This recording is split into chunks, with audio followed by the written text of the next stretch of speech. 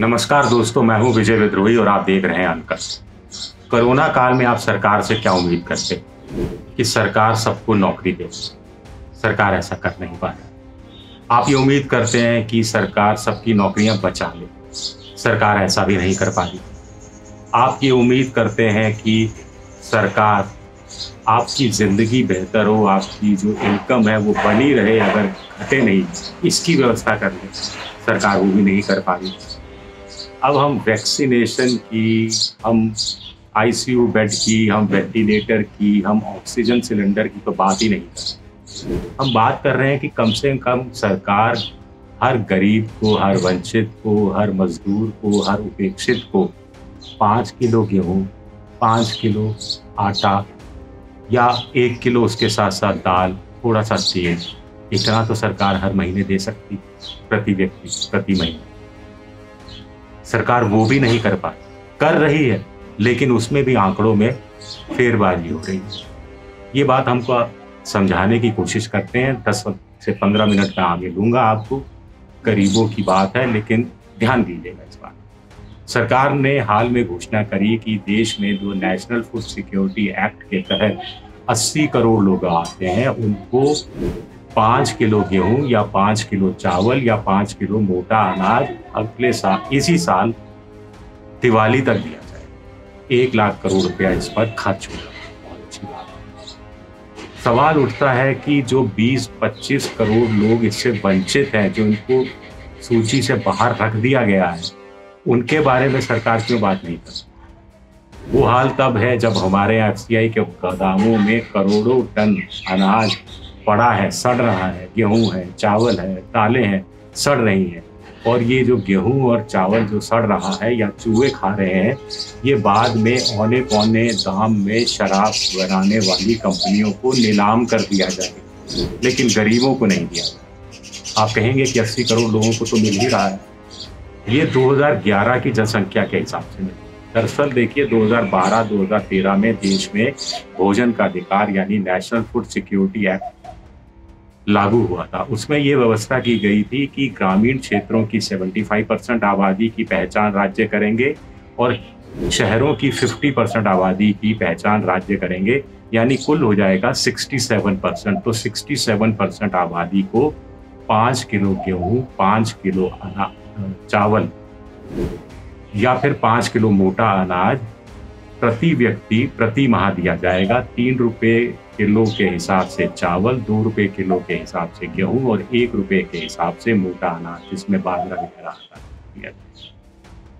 तब देश की आबादी 115 करोड़ थी, जिसका 67% करीब 80-82 करोड़ है। अब देश की आबादी 2021 की जनगणना के हिसाब से जो हो जानी चाहिए थी अब तक, मोटे तौर पर 138 करोड़ आबादी मानी जा रही है। उसके हिसाब से नेशनल फूड सिक्योरिटी एक्ट के तहत आने वाली जो 67% आबादी है, उसकी संख्या होती है करीब 90-95 करोड़। तो 80 करोड़ को दे रहे हैं, 90-95 करोड़ असली संख्या होती है। जो 15 करोड़ बच गए, उनका क्या? प्रोविजनल आधार पर दिया जा सकता है, सेल्फ सर्टिफिकेशन के आधार पर दिया जा सकता है। ये हम नहीं कह रहे, ये सुप्रीम कोर्ट ने भी कहा है कि इमरजेंसी कोविड राशन कार्ड बनाए जा सकते हैं, जिसमें कागजात की जांच बाद में हो जाएगी। पहले सेल्फ सर्टिफिकेशन के आधार पर इनको 5 किलो गेहूँ, 5 किलो चावल अतिरिक्त रूप से दे दिया जाए, लेकिन नहीं दिया।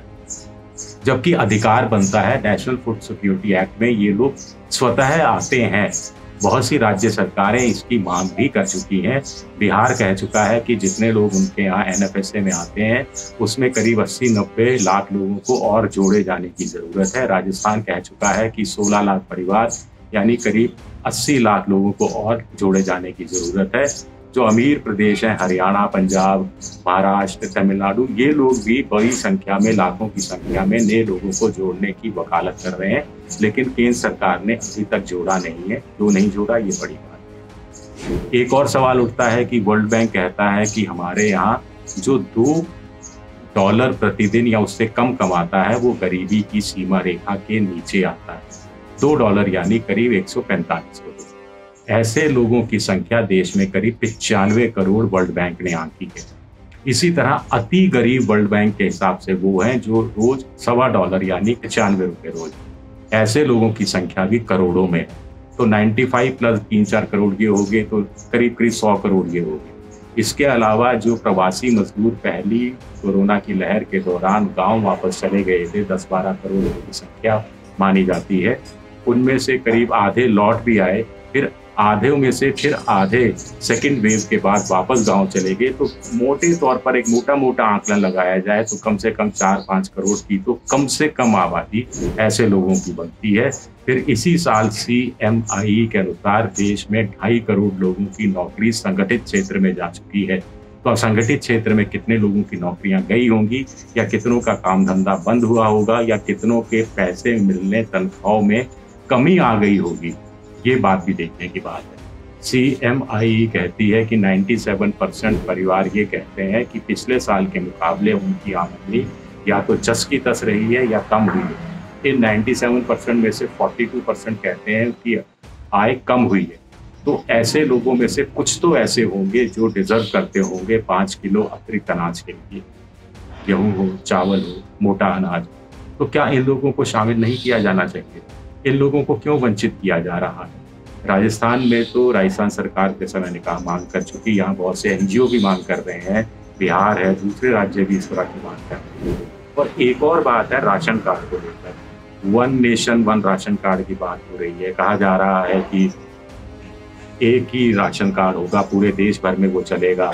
तो बहुत अच्छी स्कीम है। जैसे कि बिहार में मान लीजिए कोई परिवार रहता है जिसके परिवार का मुखिया मुंबई चला गया है नौकरी करने के लिए, तो वो मुंबई, राशन कार्ड तो एक ही है जो उसके परिवार के पास है, तो वो मुंबई में अपने राशन कार्ड का नंबर और आधार कार्ड से उसको लिंक हो जाएगा, तो उसको वहाँ उसके हिस्से का अनाज मिल जाएगा और उसके परिवार को बिहार में उसके हिस्से का अनाज मिल जाएगा। बहुत अच्छी योजना है, लेकिन इसमें एक बड़ी कमी है, प्रैक्टिकल कमी है, जिसकी तरफ ध्यान नहीं दिया गया, जिसकी तरफ ICDS ने और दूसरी संस्थाओं ने, जॉन ग्रीस जैसे लोग हैं जो काम करते हैं गरीबों के बीच, उन्होंने ध्यान दिया कि अकेले झारखंड में 3 करोड़ लोगों के राशन कार्ड हटा दिए गए, ये कहकर कि वो आधार से लिंक नहीं है या इंटरनेट से लिंक नहीं है, या एक EPOS मशीन है, एक छोटी सी मशीन है, electronic point of sale machine. वो मशीन पे आप उंगली लगाते हैं, उंगली की छाप को वो मशीन पहचानती है तो आपको राशन मिलता है। वो छाप को अगर मशीन नहीं पहचानती है तो आपको राशन नहीं मिलता है। तो ऐसे लोगों की संख्या देश भर में करीब 28% मानी गई है, जो इस कारण अनाज राशन की दुकानों से लेने के लिए वंचित हो जाते हैं। 27% ग्रामीण क्षेत्रों में और इतने ही परसेंट करीब करीब शहरी क्षेत्रों में। और इसमें भी कुछ राज्यों की बात करें तो कुछ राज्यों में तो जो बीमारू स्टेट है उनका तो हाल और ज़्यादा बुरा है। जैसे बिहार में करीब 50% से ज़्यादा लोग वंचित हो गए राशन से, झारखंड में 42% वंचित हो गए, मध्य प्रदेश में 42% वंचित हो गए, छत्तीसगढ़ में 38%, राजस्थान में भी 34% और दिल्ली जैसे इलाके में भी करीब 11% लोग वंचित हो गए, क्योंकि पॉइंट ऑफ सेल मशीन ने उंगलियों की छाप को पकड़ा नहीं। उंगलियों की छाप इसलिए पकड़ में नहीं आती क्योंकि लोग बूढ़े हो जाते हैं, घरों में दाइयाँ काम करती हैं, मजदूर खेतों में काम करते हैं, दिन भर फावड़ा हल चलाते हैं, बर्तन मांजते हैं, तो ये जो उंगलियों की जो छाप है ये मिट जाती है। जब ये मिट जाती है तो मशीन पहचान नहीं पाती, मशीन पहचान नहीं पाती तो आपको राशन नहीं मिल पाता। कई बार आधार कार्ड का लिंक नहीं है, कई बार इंटरनेट की प्रॉब्लम है, महीने में 2-3 चक्कर काटने पड़ते हैं राशन की दुकान पर जाने के लिए। तो इसके लिए क्यों कोई नई स्कीम नहीं लाई जाती? क्यों यही इसके लिए जैसे राजस्थान ने किया कि बाईपास स्कीम निकाली कि ऐसे लोग जिनको इस तरह का OTP स्मार्टफोन नहीं है, जिनके पास आ नहीं सकता, तो उनका रजिस्टर में सीधा इंदराज कर लिया जाएगा नाम और उनको राशन दे दिया जाएगा। तो इस तरह की व्यवस्थाएं, प्रैक्टिकल जो प्रॉब्लम्स है वो दूर करने की कोशिश कम से कम कोरोना काल में क्यों नहीं होती? और कम से कम जब देश में अनाज के भंडार हैं तो 80 करोड़ लोगों तक ही सीमित रहने की क्यों जरूरत है? जितने भी लोगों को चाहिए, जो भी अपने आप को ये मानता है कि उसको राशन की जरूरत है, 5 किलो अनाज की जरूरत है, आप कितना दे रहे हैं? 5 किलो ही तो दे रहे हैं। 5 किलो कोई बहुत बड़ी संख्या नहीं है। जब इतना अनाज आपके यहाँ सड़ रहा है तो वो दे दिया जाना चाहिए। यूनिवर्सलाइजेशन इसका स्कीम का कर दिया जाना चाहिए। आखिर अमेरिका इतना अमीर देश है, भारत की 3.25 करोड़ डॉलर इकोनॉमी है अमेरिका की, 19 करोड़ से ज़्यादा डॉलर की इकोनॉमी है। फिर भी अमेरिका की सरकार ने कोरोना काल में कहा कि जो आके सेल्फ सर्टिफाई कर देगा कि मैं बेरोजगार हूँ, मैं दिवालिया हो गया हूँ, उसको इतना पैसा दे दिया जाएगा। तो यहाँ भी आप कर दो भाई, जो सर्टिफिकेट कर दे कि मैं गरीब हूँ, मुझे अनाज की ज़रूरत है, उसको अनाज मिल जाए, राशन की दुकान से अनाज मिल जाए।